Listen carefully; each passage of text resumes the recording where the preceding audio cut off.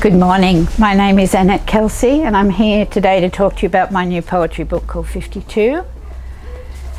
But first of all, I'd just like to thank the Sydney Mechanics School of Art, the oldest lending library in Australia. It's been there since 1833 in Pitt Street, Sydney, and the Thomas Keneally Centre, which is part of that library.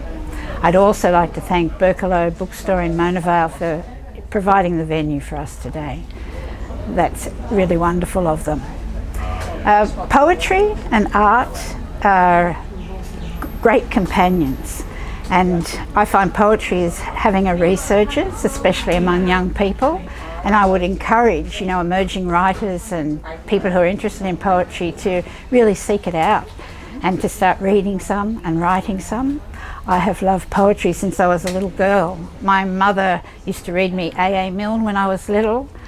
And as I grew up, I found that poetry was on a much deeper level, able to provide wisdom and revelation to us. Freud is quoted as saying, "Everywhere I go, I find a poet has been before me." So sometimes in life when you need just that little thing to hang on to, 2 lines of poetry can actually help you through that stage in your life. 52 is actually a book of poetry and watercolours. I am an exhibiting artist, and when I exhibit I actually put poetry on the wall at the same time, and I even find people have been approaching me to buy the piece of poetry off the wall, which is quite unusual. This book started as I've been writing poetry for years, but about 4 years ago a friend said, you should perhaps start a poetry blog.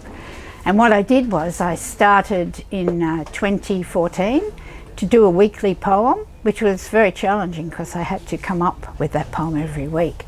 But I wrote it, the number of subscribers and followers started to increase, and so much so that last year in 2017 I was encouraged to put this book together. So thus came 52. 52 is actually for 52 weeks of the year. Because it was a weekly poem, I picked 52 of them to actually put into the book. I'll just read one for you, and I read this one called Breathe. Breathing in and breathing out, a natural thing to do, and so the breath that feeds my soul should be instinctive too. Yet I neglect the open skies and canopies of green that fill my soul with wonder and breathe life into my dreams. I find a lot of the poems in this book are about drawing aside and being quiet and being still and just finding that quiet place within you in a busy world that's got far too much happening. So I would love it if you would purchase this book in this bookstore, go to the Sydney Mechanics School of Arts and my website, AnnetteKelsey.com. Thank you.